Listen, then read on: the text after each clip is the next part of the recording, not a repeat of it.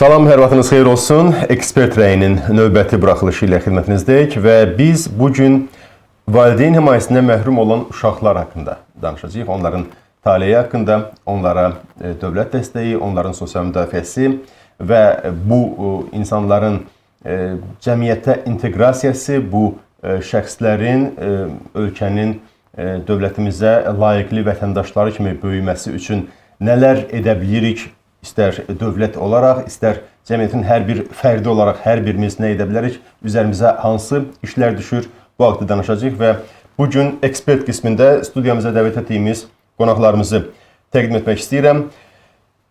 Əmək və Əhalinin Sosial Müdafiəsi Nazirliyinin tabeliyində Sosial Xidmətlər Agentliyinin Stasionar Sosial Xidmətlərin Təşkili Departamentinin şöbə müdürü Sevinç Əmirova. Sevinç xanım, salamlayırıq sizi, xoş gəlmişsiniz. Təşəkkür.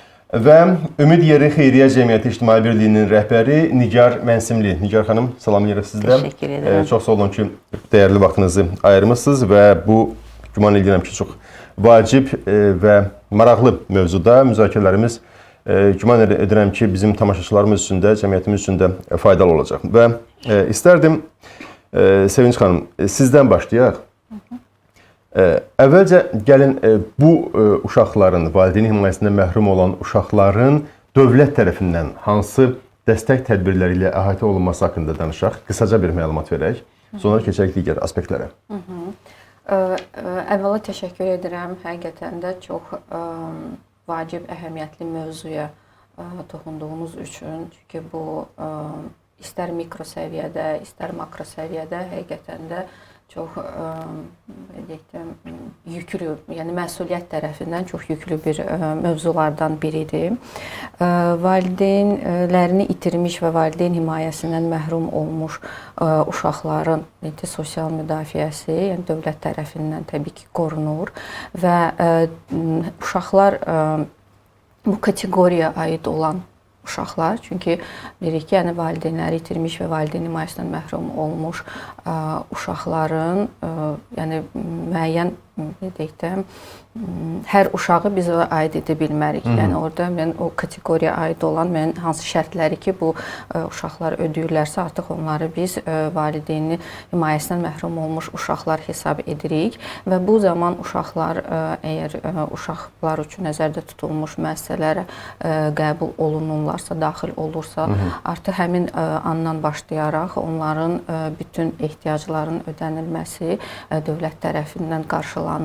İstər bunların təhsil məsələləri olsun, onların geyim, qida məsələləri. Qidalanma, təhsil təbii ki, bunlar ən vacib olan məsələlər. Ən vacib olanlarıdır. Təhsildir dedik, eyni zamanda yaşayış, yəni həmin müəssisələri tərk etdikdən sonra onların birlikdə mənzil məişət şəraiti yaxşılaşdırılmasıdır, daha sonra işlə təminatıdır və müəssisədə olduqları müddət ərzində keyfiyyətli sosial xidmətlərin göstərilməsi də yəni ən vacib olan və ilkin atılan addımlarından biridir. Və eyni zamanda onların cəmiyyətə, yəni müəssisədən çıxdıqdan sonra cəmiyyətə həqiqətən də inteqrasiyaları, uğurlu adaptasiyaları da təbii ki, müəssisədə... Bu da çox vacib məsələdir. Xüsusən də həmin müəssisələri tərk etdikdən sonra bu uşaqların, bu insanların taleyi, bu məsələyə biz əlavə toxunacağıq. İndi isə istərdim ki, Nigar xanım, sizə müraciət eləyim və bu uşaqların, valideyn himayəsindən məhrum olan uşaqların, xüsusilə bu müəssisələrdə böyüyən, uşaq evlərində böyüyən uşaqların sonradan sosial adaptasiya məsələsi haqqında istərdim sizin fikrinizi öyrənim. Xüsusən də nəzərə alsaq ki, evdə, ailədə böyüyən uşaqlar müəyyən vərdişlərə yiyələnirlər artıq uşaq dövründən başlayaraq. Bu istər kiçik də olsa, az həcmdə də olsa maliyyə savadlılığıdır, pulla davranışdır, müəyyən məişət bacarıqlarıdır, məişət işləri ilə davranmaq təcrübəsi də az da olsa bu uşaqlarda olur. Amma müəssisədə böyüyən uşaqlarda bu olurmu və buna nail olmaq üçün nə etmək olar? Bu uşaqlar cəmiyyətə, tutaq ki, 18 yaşları oldu və cəmiyyətin bir üzvü oldular. bu vərdişlərə yiyələnmədən onlar üçün çətin olmazmı cəmiyyətə inteqrasiya etmək, müəyyən öz həyatlarını qurmaq? Əlbəttə. Şahin müəllim, əvvəlcədən onu demək istəyirəm ki, könül istər ki, dünyaya göz açan hər bir balamız ailədə böyüsün. Təbii. Öz valideynlərinin yanında böyüsün. Ancaq təbii ki, həyatın sərt üzü var. Bəzən bəzi uşaqlara bu qismət olmur, bu nəsib olmur və onlar məhz müəssisələrdə yaşamaq məcburiyyətində qalırlar. Bunun yanında demək istəyirəm ki, təkcə bu valideyn himayəsindən məhrum olaraq müəssisədə yaşayan uşaqların və ya valideyn himayəsindən məhrum olaraq çətin vəziyyətə düşən, hələ müəssisəyə düşmək, hətta şansı əldə etməyən uşaqların himayəsində təkcə dövləti yükləmək olmaz. Mən belə hesab edirəm ki, qeyri-hökumət təşkilatları, hər bir vətəndaşımız, yəni kimin gücü nəyə çatırsa və nə qədər çatırsa, bu uşaqların yanında olmalıdır. Ona görə də bu mənada bizim Ümid Yeri Xeyriyyə Cəmiyyət İctimai Birliyimiz Azərbaycanda ilk olaraq 1997-ci ildə, yəni 28 il bundan qabaq ilk uşaq sığınacağını yaradıb Azərbaycanda. Və bu mən hesab edirəm ki, Respublikamızda bir hadisədir. Çünki o elə illər idi ki, Azərbaycan Sovetlər Birliyindən qopmuşdu və xalqımız çətin günlər yaşayırdı və Sovetlərin modelləri də artıq dağılmışdı və yeni modellər hələ qurulmamışdı. Və o səbəbdən də küçə həyatına məruz qalan uşaqlar himayəsiz olaraq sanki küçələrdə səpələnmişdilər. Belə bir dövrdə Ümid Yeri uşaq sığınacağının yaranması və yüzlərlə uşağın küçə həyatından uzaqlaşdırılaraq normal şəraitdə yaşamasının təmin olunması hesab edirəm ki, çox təqdirə layiq bir iş idi və çox vacib bir iş idi və hesab edirəm ki, bu xalqımıza və dövlətimizə ən böyük dəstəkdir. Mən indi keçirəm o məsələyə ki, uşaqlar bu müəssisələrdə necə sosial adaptasiya olurlar. Mən hesab edirəm, mən təbii ki, qanunlardan danışmayacağam, mən yalnız praktikadan danışacağam. Yəni təcrübədə biz bunu necə həyata keçiririk. Daxil olan hər bir uşaq sığınacağımıza dərhal həkim müayinəsindən keçirilir. Həkim müayinəsindən sonra təbii ki, iş sosial işçilərimizə və psixoloqumuza keçir. Və onlar hər ikisi öz növbəsində özlərinə aid olan işləri uşaqla yekunlaşdırdıqdan sonra o uşaqla iş başlayır, məhz onların təyinatına, məhz onların rəyinə əsaslanaraq. Mən hesab edirəm ki, uşaqlar bəzən müəssisədə daha xoşbəxt olurlar, nəinki doğulmuş olduğu, qopmuş olduqları ailələrdə. Niyə görə? Çünki uşaqların çoxu psixoloji travma ilə bizə daxil olurlar. Həmin o keçmiş ailələrində almış olduqları travmalarla. Və bu travmaların sağalması və onların sosial, psixoloji adaptasiyası proseslərinin bərabər şəkildə həyata keçirilməsi o qədər də asan olmur. Hər uşaqda, necə deyərlər, müddət fərqli olur. Elə uşaq olur ki, qısa müddətə sən bundan ayrı ola bilirsən, elə uşaqlar var ki, illər lazım olur. Məsələn, bizdə bir Əli adında oğlan var, cəmi 6-7 yaşı var. Biz bəlkə bir ildə ondan işləyirik. Əvvəl gələndə o başqa bir Əli idi, indi maşallah, yəni bizim apardığımız bu güclü işin və necə də mütəmadi aparılan işin nəticəsində indi Əli ağıllı, tərbiyəli, dərslərdə, siniflərdə oxuyan və oyun saatlarını müəyyənləşdirən bir uşağa çevrilib. Hesab edirəm ki, bu bizim uğurumuzdur. Nigar xanım, uşaqlar nə qədər, hansı müddət ərzində qalırlar sizin sınavınızda? Bu da bir məsələdir, hansı ki, hələ necə də sualdır da. Əslində sığınacaqda olan uşaqlar 6 aydan çox qalmamalıdırlar. Ancaq bir çox səbəblər olur ki, o vaxtı ötürməli oluruq. Həm sosial-psixoloji adaptasiyanın prosesi ilə bağlı, həm də sonra belə bir problem yaranır. O uşaqlar bu kollektivə bir ailə kimi baxırlar və buradan ayrıla bilmirlər. Ayrıla bilməyəndə də bizim də, yəqin Sevinç xanım deyər, qanunumuzda belə bir qayda var ki, 9 yaşından sonra uşağın rəyi nəzərə alınır. O deyəndə ki, mən Ümid Yerini tərk etmirəm, mən burada yaşamaqda davam edirəm, onda biz uşağın əksinə çıxmaq olmur fikrinə və burada qalır.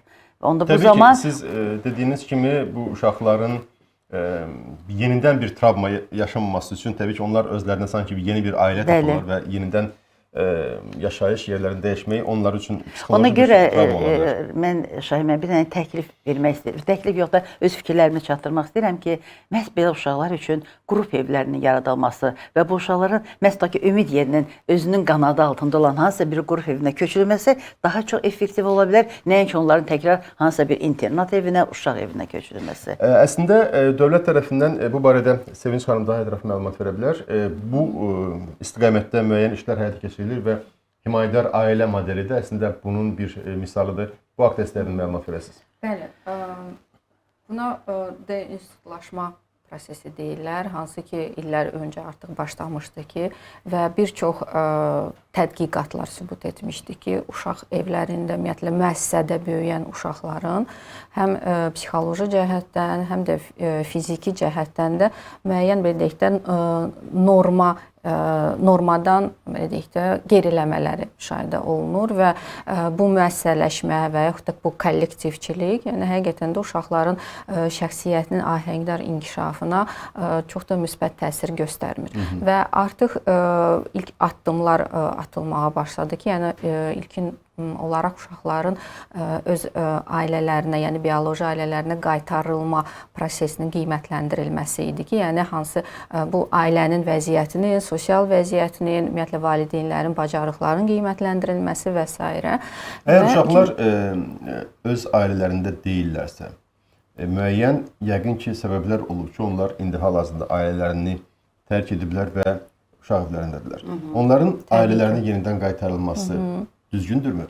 Təbii ki, yəni burada baxılır. Bilirsiniz necə, yəni uşaqların müəssisəyə yerləşdirilməsi bu ən son deyək də addım olmalıdır. Yəni bütün tədbirlər keçirildikdən sonra, baxıldıqdan sonra və s.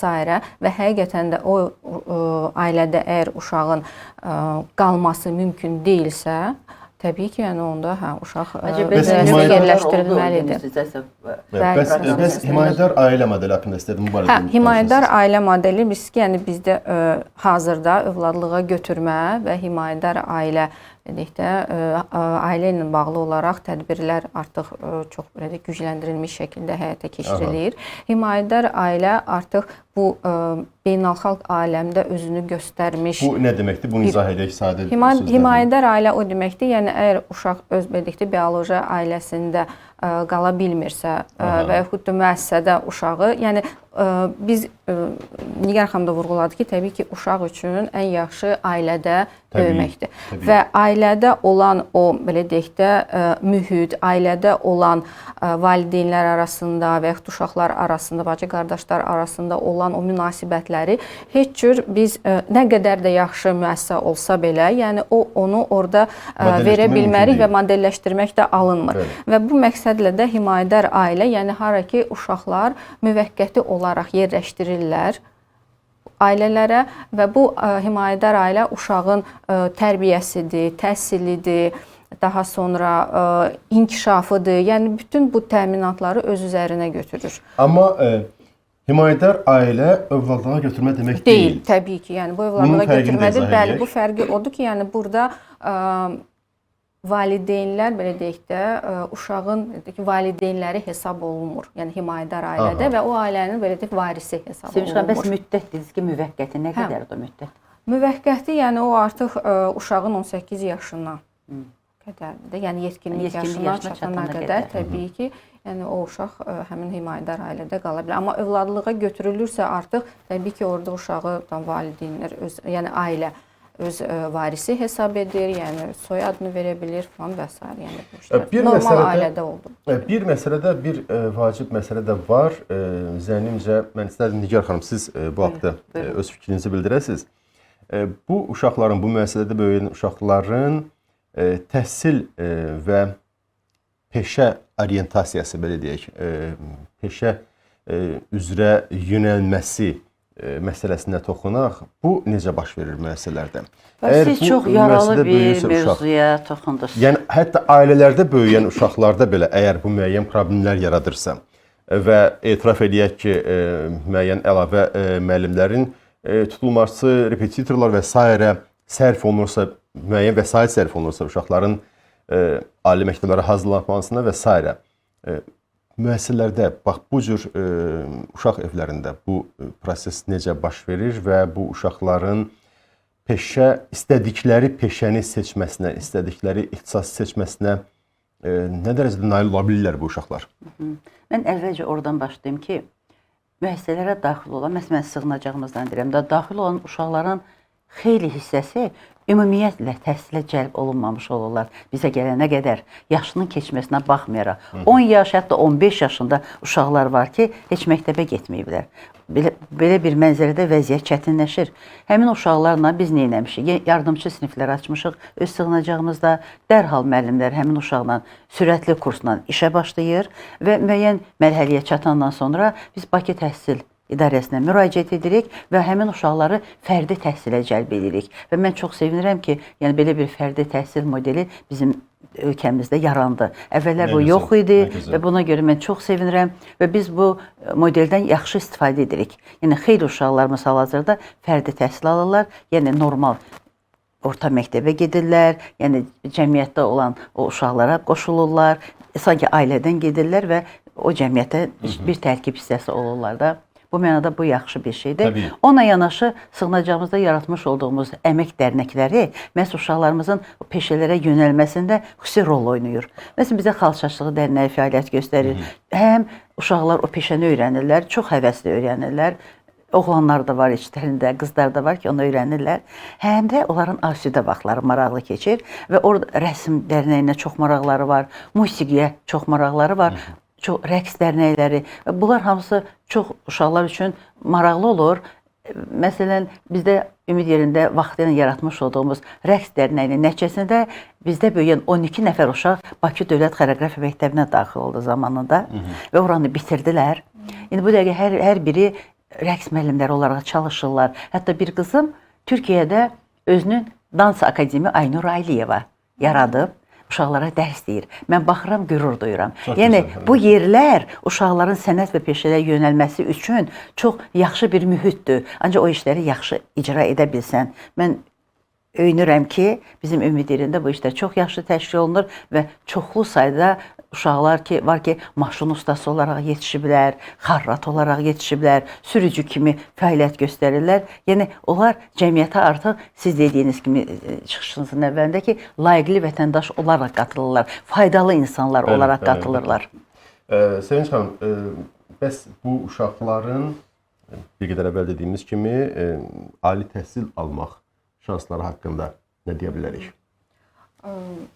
Ümumiyyətlə, valideyn himayəsindən məhrum olmuş uşaqların, uşaq evlərində böyüyən uşaqların təbii ki, digər uşaqlarla bərabər təhsil alma hüquqlarına malikdirlər. Təbii. Və onların həmçinin də valideynləri itirmiş, valideyn himayəsindən məhrum olmuş uşaqların sosial müdafiəsi haqqında qanunda da belə təhsillə bağlı olaraq hansı imtiyazlardan yararlana bilərlər, o özü əksini tapıbdır. Və burada bir məsələ var ki, uşaq evlərində uşaqların məktəbə, təbii ki, onlar məktəbə gedir, yəni digər uşaqlarla bərabər məktəbə də gedirlər. Bilirsiniz ki, yəni bu uşaq evləri var, internat evləri var. İnternat evlərində yəni təhsil müəssisənin özündə həyata keçirilir, amma uşaq evlərində olan uşaqların da təhsilə çıxışlarını həmişə deyək də açıq olublar və bütün agentliyin tabeliyində olan uşaq evlərindən mən danışıram. Bilirsiniz ki, yəni bu yaxında bir neçə uşaq evləri agentliyin tabeliyinə verilibdir və biz də artıq uşaqların bütün deyək də hər tərəfli inkişafları ilə bağlı olaraq bütün hansı sahələr varsa çalışırıq ki, onlara artıq yenidən baxaq və daha keyfiyyətli bir səviyyəyə gətirib çatdıraq. Bu uşaq evlərinə çıxan, uşaq evlərindən artıq böyüyərək uşaqların tərk edən artıq böyük insanlar, vətəndaşlar cəmiyyətdə özlərinə layiqli yer tuta bilirlərmi? Yəni onların bu cəmiyyətdə bu müəyyən bir maddi vəziyyətlərini düzəltməsi üçün işə düzəlmə və s. bu baxımdan müəyyən vərdişlərə malik olurlarmı? Bu proses necə olur? Uşaq evlərini tərk etdikdən sonra onların taleyi necə olur? Təbii ki, burada əgər belə bir şey var, əgər uşaq evində olan uşaq ali təhsil müəssisəsinə daxil olursa, bu zaman onun 23 yaşına qədər həmin müəssisədə, yəni o təhsil müəssisəsini bitirinə qədər bəli, həmin müəssisədə qalır və yenə də dövlət təminatındadır və bu da ona şərait yaradır ki, həqiqətən də yəni uşaq artıq müəssisədən tam olaraq çıxandan sonra onun belə deyək də ən azı hər hansısa bir bacarıqları olsun. Necə, yəni uşaq evindən çıxan uşaqların ən böyük problemi odur ki, yəni onların həyati bu yalnız ali məktəblərə aiddir, yoxsa o peşə təhsil müəssisələri, kolleclər və s. Bəli, kolleclər, peşə təhsilidir, orta ixtisasdır və s. Və ona görə də ən böyük belə deyək də hədəfimiz odur ki, yəni uşaqlar təhsilə cəlb oluna bilsinlər. Yəni bu məktəbdən başlayaraq və sonradan artıq müəyyən belə deyək də nəticələr əldə edəndən sonra istər ali təhsilə, istər peşə təhsilinə və ya da orta ixtisas müəssisələrinə daxil olsunlar. Çünki bu təkcə onların söhbət ondan getmir ki, yəni o müəssisədə qalmağa davam edir. Yox, yəni bu onun gələcəyinin bir zəmanətidir. Çünki hər hansısa bir peşəni əldə edə bilər. Artıq onun belə deyək də hansısa çevrəsi də genişlənir, yeni əlaqələri də qura bilir və artıq yeni bu həyati bacarıqları da artıq onda formalaşır və həmin uşaqlar təhsil müəssisəsinə daxil olduqda belə də həmin o müəssisədə də tam dövlət təminatına götürülürlər. Bilirsiniz ki, yəni əgər onlar ödənişli şərtlə qəbul olunublarsa, yəni həmin uşaqlar azad olunurlar bu ödənişdən. Sonra artıq onlara müəyyən müavinatlar verilir. Tutalım təqaüdü, onlar digər uşaqlardan fərqli olaraq təqaüdü alırlar. Sonra onların bu məktəb və yaxud da yəni ləvazimatlar da, belə deyək də, kanselyar, dəftərxana ləvazimatları və s. üçün xərcliklər də verilir. Yəni bütün bunlar və yaxud da istehsala təcrübəsi olduqda belə onlara da 100% əmək haqqı da ödənilir. Yəni müəyyən bu tərəfdən yəni dəstək göstərilir. Bax, uşaq böyüdü, ali məktəbə daxil oldu, oxudu və oxuduğu müddətdə də yenə də dövlətin himayəsindədir. Həmin müəssisədə qalır və institut bitirdikdən sonra, ali məktəbi bitirdikdən sonra artıq bu müəssisəni tərk edərkən onun taleyi necə olur? Yəni, işə qəbul, bu cəmiyyətdə müəyyən maliyyə sabitliyinə nail olması üçün ona bir şans verilməsi, bir müddət verilməsi, bununla bağlı hansı dəstək tədbirləri görülür?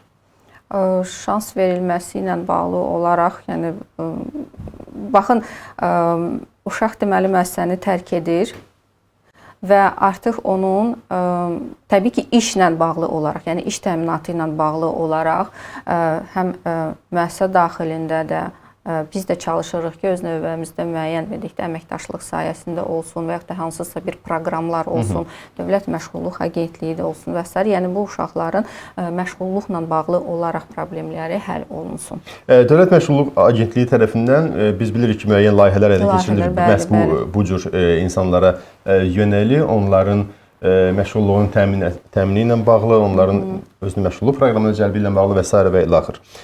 Bəs bu insanların, tutaq ki, əsas məsələ mənzil yeridir, yaşayış yeri ilə təmin edilməlidir. Bax, bununla bağlı, mənzil təminatı ilə bağlı dövlət tərəfindən hansı dəstək göstərilir bu uşaqlara? Deməli, valideynin himayəsindən məhrum olmuş uşaqların beləcəkdə əmlak və yaşayış sahəsi üzrə təminatlar süzgedən qanunla, yəni valideynləri itirmiş, valideyn himayəsindən məhrum olmuş uşaqların sosial müdafiəsi qanununa tənzimlənir.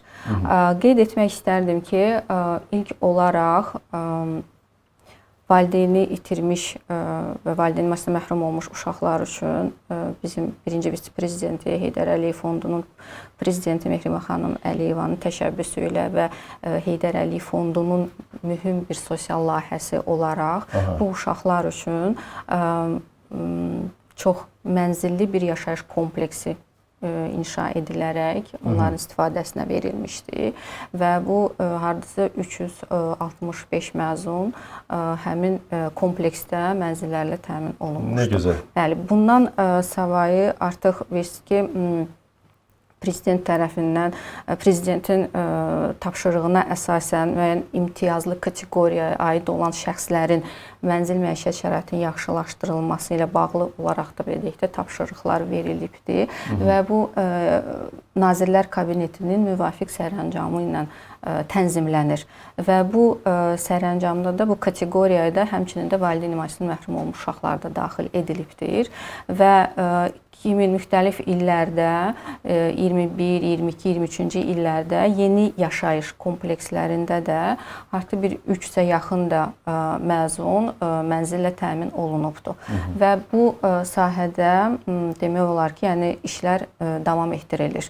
Təbii ki, yəni çox gözəl. Mən yeri gəlmişkən əlavə edeyim. Mən çox belə sevinclə elan etmək istəyirəm burada ki, məsələn mənzil alan valideyn himayəsindən məhrum olan gənclərin sırasında bizim Ümid yerinin xeyli sayda məzunu var. Və onlar hər biri qapını açanda hansı sevinci yaşayırdılar, mən ona şahidəm və dövlətimizə təşəkkür edirəm. Bizim birinci vitse-prezidentimiz həqiqətən Mehriban xanımın təşəbbüsü ilə həyata keçirilən bu evlərin tikintisi olduqca vacibidir. Çünki insan öz evində başqa bir aurada olur, başqa bir əhval-ruhiyyədə olur, başqa bir gücdə olur. Ona görə çox-çox təşəkkür Mehriban xanım. Çox gözəl, çox gözəl ki, bu cür işlər həyata keçirilir. Amma burada bir qeyd də etmək istərdim ki, yəni uşaqlar müəssisəyə daxil olduq. Düzdür, biz burada əgər uşağın həqiqətən də küçə uşağıdırsa və onun bioloji ailənin mənzili yoxdursa, uşaq qeydiyyatda yoxdursa və s. bu halları təbii ki, biz nəzərə alırıq.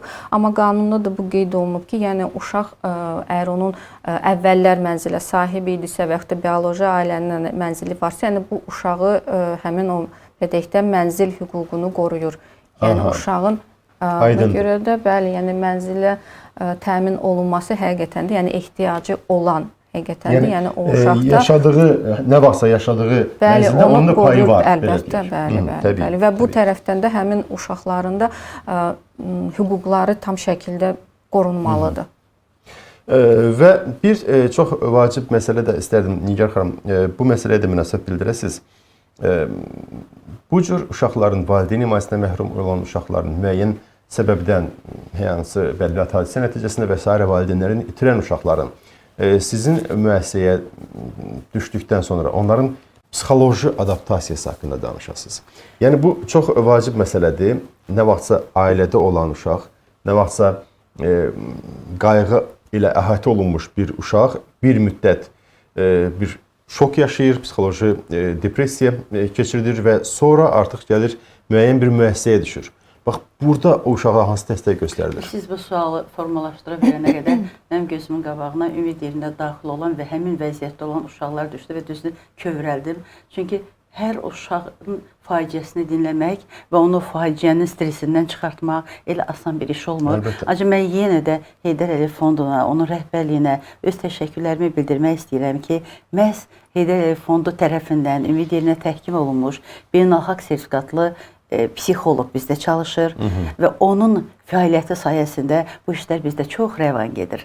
Ona görə daxil olan hər bir uşaq deməli Heydər Əliyev Fondu tərəfindən təmin olunmuş gözəl bir psixoloq psixoloqumuzun iş otağına alınır və orada lazım olan bütün tədbirlər təbii ki, mərhələ-mərhələ o uşaqla həyata keçirilir və dünən göz yaşı ilə, qısılan ürəklə Ümid yerinə daxil olan uşaq aylardan sonra gülər üz, sevincli gözlər, fərəhli vəziyyət bizim hamımızı qane edir. Çox gözəl, çünki bu çox vacib məsələdir. Bu uşaqların, biz danışırıq onların cəmiyyətə inteqrasiyası, amma cəmiyyətə inteqrasiya üçün onların özlərinə inamı formalaşmalıdır. Onların gələcəyə ümidi formalaşmalıdır ki, müəyyən bir psixoloji yardım almalıdır ki, öz ayaqları üzərində dura bilsin təbii ki. Bu çox vacibdir və çox sevinirəm ki, bizdə çox uğurlu həyata keçirilir və isə mən belə uşaqlar üçün bu çox lazımlıdır.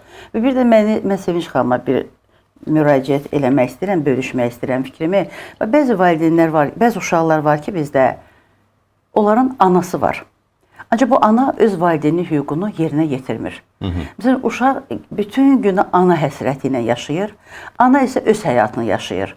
İldə bir dəfə güclə o ananı sən dəvət edirsən ki, ay ana, sənin uşağın sənin üçün darıxıb, heç olmasa bir dəfə gəl. Bir dəfə güclə gətirirsən, görüşür və uşağa yalançı vədlər verir və yenə yoxa çıxır. Belə anaları bir dəfəlik analıq hüququndan məhrum eləmək lazımdır hesab edirəm. Çünki uşaqlar çox xiffət çəkir. Bizdə bir nümunə var, Elnay adında bir qızımız var. O qızı heç cür izah edə bilmirsən də ki, sən anan kimdir, nədir, hardadır. Ancaq ana da gələndə özünü elə cür təqdim edir, güya əsl ana kimi. Yəni uşaq çaşbaş vəziyyətdə qalır ortada. Bunun anası varmı, yoxmu? Çox acıdır o uşağı dinləmək, onun vəziyyətini müşahidə eləmək. Ona görə belə bir vəziyyətdə nə etmək lazımdır? Təbii, çox vacib bir məsələdir və istərdim Sevinç xanım, siz də bununla bağlı öz fikrinizi bildirəsiniz və xüsusən də bu psixoloji məsələlərlə bağlı dövlət müəssisələrində hansı işlərə də keçirilib, bu məlumat verəsiniz. Yəni mən də qoşuluram təbii ki, bütün fikirlərə və həqiqətən də biz bilirik ki, yəni müəssisəyə daxil olan uşaq artıq bir travma deyil, bir neçə travma almış olur və bu, belə deyək də, kombinə olmuş bir travmadır. Və həqiqətən də bəlkə bu uşaqların 100% təbii ki, cəmiyyətə tam olaraq inteqrasiya olunmur, yəni uğurlu inteqrasiyadan söhbət gedirsə və müəyyən faizində hansısa bir fəsadları biz görürük.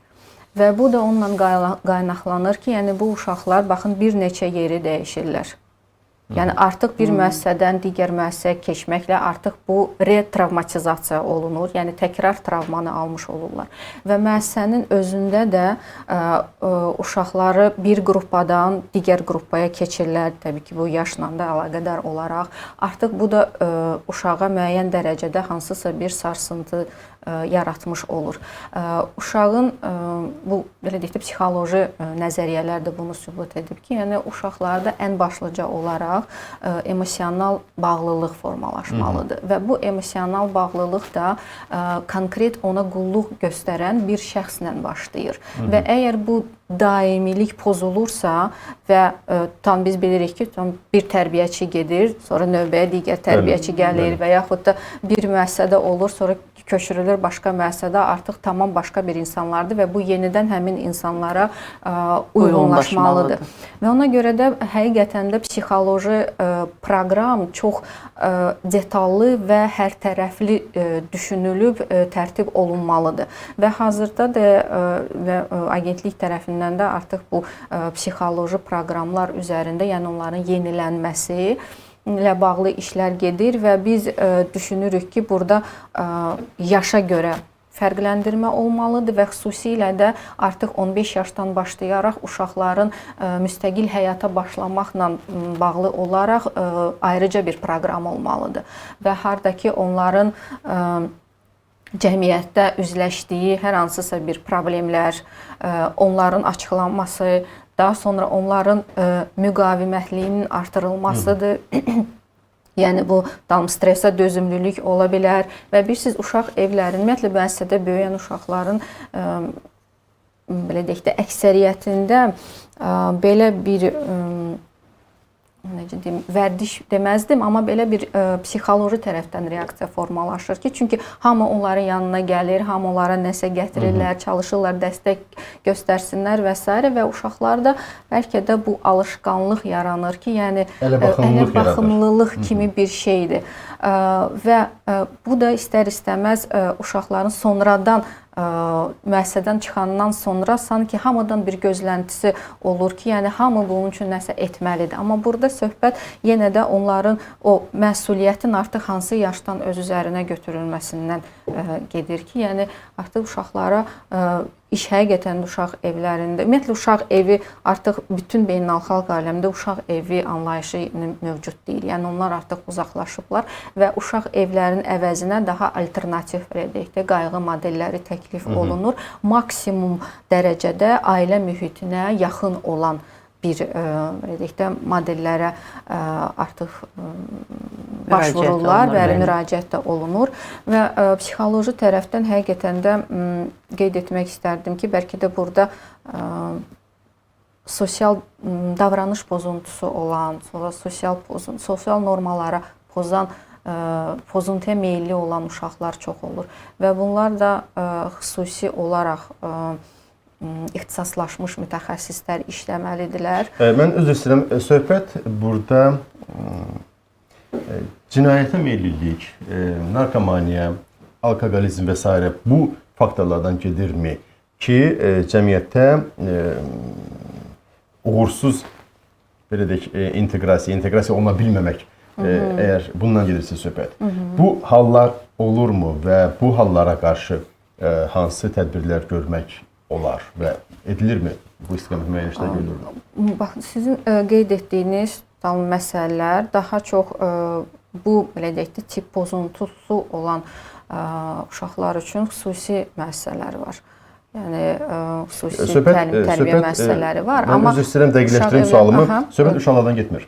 Uşaqlar çıxandan sonra. Bəli, bu müəssisədə böyüyən uşaqların sonradan taleyi, yəni cəmiyyətə birdən-birə atıldıqda onların müəyyən ailə dəstəyi olmadıqda, valideyn himayəsi olmadıqda, müəyyən mənada hətta nəzarət olmadıqda bu hallar baş verirmi və belə bir statistika aparılırmı və buna qarşı hansı tədbirlər görmək olar?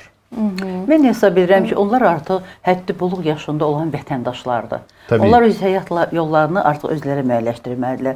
Uşaq evlərinin və dövlətin o yaşa çatana qədər üzərində olan məsuliyyət həyata keçirilmiş olur da. Yəni nə lazımdır onu dövlət o uşağa vermiş olur. Artıq 18 yaşında nəinki uşaq evindən çıxan, heç ailədən də çıxan uşaqlara deyirsən ki, yolu seç və o özü seçməlidir. Əgər o sabah gedib narkomaniya qurşanırsa, onun seçimidir. Təbii, onun üzərində hər dəfə nəzarət olmalı deyil ki. Amma söhbət, gəlin bir daha dəqiqləşdirim mən sualımı. Ailədə uşaq böyüyərkən artıq müəyyən bir ailə tərbiyəsi alır və atası, anası bu uşaq vaxtından böyüyənə kimi müəyyən bir öz həyat təcrübəsinə əsaslanaraq müəyyən məsələlərdə xəbərdar edir uşağı ki, bax bu var, bu var, bu var, bunu eləmək olmaz, bu təhlükəlidir, bu sənin üçün pisdir. Bu siz hesab edirsiniz ki, uşaq evində böyüyən uşaqlarda orada boşluq var? Yox. Oradalar müəllimlər, psixoloqlar. Siz nə danışırsınız? Əlbəttə, gecə-gündüz orada işləyən müəllimələr, hətta xadimə belə hamısı anadılar və ana kimi davamlı olaraq öz tövsiyələrini bu uşaqlara çatdırırlar. Mən demirəm onlarda boşluq var. Bəlkə mən deyirəm evdə olan uşaqlardan daha fəal olurlar uşaq evində böyüyən uşaqlar, daha qoçaq olurlar. Onların bacarıqları daha çox inkişaf edir. Onlar həyatda daha yaxşı, rahat yol tapa bilərlər. Çünki artıq onlar yetişirlər bu müəssisələrdə. Görürlər, götürürlər, eşidirlər. Bir tutaq ki, tərbiyəçi, bir psixoloq, məsələn, konkret olaraq sizin sığınacadan danışsaq, neçə uşaqla məşğul olur? Gün ərzində yoxsa ümumiyyətlə? Ümumiyyətlə, orta hesabla götürdükdə, yəni uşaqların sayı nə qədərdir və bizdə 80-ə yaxın sual nə vermək istəyirəm? Hər uşağa həmin bu qayğı, bu diqqət çatırmı? Yəni az deyilmi bu tərbiyəçilərin, psixoloqların sayı uşaqlara nisbətdə? Əslində azdır. Uşaq evlərində çoxdur xidmətçilər. Ancaq bizim sığınacağımız da azdır. Ancaq biz az olmağımıza baxmayaraq çox güc sərf edirik. Təsəvvür edin ki, belə bir iş yeridir ki, burada ancaq uşaqları sevən və səbirli, dözümlü insanlar işləyə bilirlər də burada. O biriləri qala bilmirlər. Və bu adamlar da saata baxmadan işə gələn və saata baxmadan işdən gedən insanlardır. Bu deməkdir ki, məhz uşaqlara bağlı olduqları üçün, onlara xidməti saata bağlamayan insanlar olduğu üçün mən düşünürəm, yetərlidir də biz yola verə bilirik. Çox gözəl və buradan belə bir nəticəyə gəlirik ki, yenə də... Və bu mənada bağışlayın, üzr istəyirəm, mən bunu deməsəm olmaz. Buyurun. Dövlətimizin qeyri-hökumət təşkilatlarının apardığı bu fəaliyyətə verdiyi dəstəyi xüsusi qeyd eləmək lazımdır. Çünki dövlət dəstəyi olmadan bu mümkün deyil. Artıq neçə illərdir ki, məhz bizim ümid edirik, uşaq sığınacağımız Sosial Xidmətlər Agentliyinin layihələr çərçivəsində fəaliyyət göstərir və bu bizim işimizi o qədər yüngülləşdirir ki, siz dediyiniz kimi işçi sayımızın artmasına kömək eləyir, təminatımızın artmasına kömək eləyir. Ona görə dövlət dəstəyimiz əvəz olunmazdır. Təşəkkür edirəm və dövlətimizin daha qüdrətli olmasını istəyirəm. Çox gözəl və növbəti bir sualı istəyirəm. Artıq vaxtımız da yekunlaşır. Sonuncu istəyərdim bu məsələyə münasibət bildirəsiniz. Biz bu müzakirələr əsnasında yenə də belə bir qənaətə gelirik ki, təbii ki, ailəni əvəz edə biləcək heç bir müəssisə yoxdur ailə tərbiyəsində. Və belə isə siz bir qədər əvvəl dediniz ki, bu istiqamətdə müəyyən işlər həyata keçirilir, övladları götürmə, himayədar ailə modeli və s. Və bu işlərin nəticəsində həmin o müəssisələrdə, uşaq evlərində olan uşaqların sayında müəyyən azalmalar varmı və himayədar ailə olaraq həmin uşaqları öz himayəsinə götürən ailələrin sayı artırmı? Varmı bu istiqamətdə bir tendensiya? Mən bir şey də qeyd etmək istərdim ki, təkcə övladlığı yəni alternativ qayğı modellərində heç övladlığı götürmədi və yaxud da himayədar ailə ilə yekunlaşmır. Eyni zamanda artıq bütün dünyada uşaq evlərindən niyə görə imtina elədilər? Çünki artıq uşaq evlərindən keçid aldılar ailə tipli müəssisələrə. Və ailə tipli qayğı modelinə keçid oldu və hazırda da yəni bununla bağlı olaraq da bizdə işlər gedir və hədəflər də qoyulub ki, çünki həqiqətən də bir müəssisədə əgər 80 uşaq varsa, yəni 100-ə yaxın uşaq varsa və bu uşaqlara belə deyək də kollektiv olaraq baxılırsa və hər bir uşağın payına düşən istər o şəxsi məkan anlayışı olsun, şəxsi məsələn əşyaları mı deyim, yəni özünə sırf özünə aid olan bir yer olsun. Daha sonra özünün həmin müəssisədə, çünki müəssisə elədi ki, müəssisənin öz qayda qanunları var və uşaq bu qayda qanunlara tabe olmalıdır. Amma ailə tipli müəssisələrdə isə bu uşaq maksimum dərəcədə ailə mühitinə uyğunlaşdırılmış şəraitdə yaşayır və burada artıq uşaq sayları da belə deyək də minimuma düşür. Yəni hər mənzildə hardasa 6-8 uşaq yaşaya bilir və burada daimi olaraq o uşaq 18 yaşına qədər həmin o qrupda da qalır. Yəni artıq onu tərk etmir və bir neçə tərbiyəçi daimi olaraq ona qulluq göstərən, onun qayğısına qalan bir şəxsi görür. Yəni qeyd etdiyim kimi və əvvəl də vurğuladığımız o asosial belə deyək də davranışların kökündə bəlkə də həmin emosional bağlılığın söhbət uşaqların, mən üzr istəyirəm Sevinç xanım. Söhbət uşaqların müəyyən ailələrə verilməsindən gedir, tərbiyə olunması üçün, böyüməsi üçün, düzdürmü? Ailə tipli o qrup evlərdir. Yəni onlar dövlət müəssisəsi olaraq hesab olunur. Yəni o müəssisə kimi fəaliyyət göstərir. Sadəcə olaraq müəssisə artıq tam olaraq başqa bir quruluşdadır. Yəni orada hər bir qrup özünün ayrıca mənzili var, mətbəxi var, qonaq otağı var, yataq otağı. Sadəcə yəni biz necə hər bir ailə normal tipik ailə mənzildə yaşayırsa, evdə yaşayırsa, yəni eyni olaraq buna oxşar bir mühitdə, şəraitdə yaşayırlar və mətbəxi olduqda artıq uşaqlar orada həyati bacarıqları da yəni formalaşması ilə bağlı olur. Bu daha da asanlaşır. Və bir çox problemləri də demək olar ki, biz qaldırmış oluruq. Övladlığı götürməklə bağlı olaraq, yəni təbii ki, yəni artım müşahidə olunur. Sadəcə olaraq burada belə deyək də, yəni istər himayədar ailə olsun, istər övladlığı götürmə olsun, yəni burada bütün cəmiyyət iştirak etməlidir. Yəni bu əfsuslar olsun ki, sadəcə insanlarda müəyyən belə deyək də qorxu mu var? Uşaq evində böyüyən uşaq, yəni onların bəlkə indi müəyyən, həqiqətən dedim ya, stereotipləri də ola bilər və s. Son 5 ildə 687 uşaq övladlığa verilibdir. Yəni də himayədar ailə ilə bağlı olaraq çox geniş işlər aparılır və himayədar ailə ilə yanaşı da tam əgər uşaq müəssisəyə düşürsə və bioloji, yəni ona yaxın olan valideynləri yoxdursa, bu zaman onun çevrəsində olan, yəni uzaq qohumları da axtarılır və onlara da təklif olunur ki, himayədar ailə olsunlar. Yəni bu və qeyd etdiyim kimi ilk bütün tədbirlər görüldükdən sonra ən son nöqtə uşağın müəssisəyə düşməsidir. Və biz istər mikro səviyyədə başlayıb, yəni ailənin düzgün sosial vəziyyətinin qiymətləndirilməsi, zəruri sosial dəstəyin göstərilməsi və eyni zamanda da bu valideynlik, Nigar xanım da vurğuladığı o misalla bağlı olaraq. Yəni həqiqətən də valideynlik elə bir şeydir ki, yəni onu heç bir yerdə öyrətmirlər. Təbii. Yəni biz onu görüb bizə necə qulluq eləyiblər, bizə necə baxıblarsa, sanki həmin modeli təkrarlayırıq. Və bu zamanda təbii ki, bu uşaqların əksər belə deyək də, valideynlərdə həmin o bacarıqlar yoxdur. Yəni onlar o valideynliyi necə etmək lazımdır, yoxdur. Və bu zaman psixoloji dəstək təkcə uşağa deyil, eyni zamanda da həmin o ailəyə, yəni ailə üzvlərinə, valideynlərə də göstərilməlidir ki, yəni biz o vurğuladığım kimi o bağı ailə ilə, uşaqla olan bağı bərpa edək. artıq zəruri dəstək, məşğulluğun təmin edilməsidir, mənzil şəraitinin yaxşılaşdırılmasıdır və buna bir vaxt verir. Əgər həmin vaxtda həqiqətən də ailə belə deyək də özünü doğrultmasa, bu zaman ən son və yaxud uşağın zorakılıqda təbii ki, biz həmişə üstün tərəfdarıq ki, uşaq mütləq şəkildə təbii ki, ailədən alınmalıdır. Çünki bu zorakılıq göstərir. Evet. Amma digər hallarda, çünki statistikaya görə bəzən ailələr aşağı sosial vəziyyətdə olduqları üçün də müəssisəyə yerləşdirilir. Maliyyə çatışmazlığı üzrəndən əlbəttə də, təbii ki. Çox sağ olun. Biz sizə təşəkkür edirik hər ikinizə. Çox sağ olun ki, vaxt ayırdınız və öz dəyərli fikirlərinizi bölüşdünüz bizimlə. Mən hesab edirəm ki, buyurun Nigar.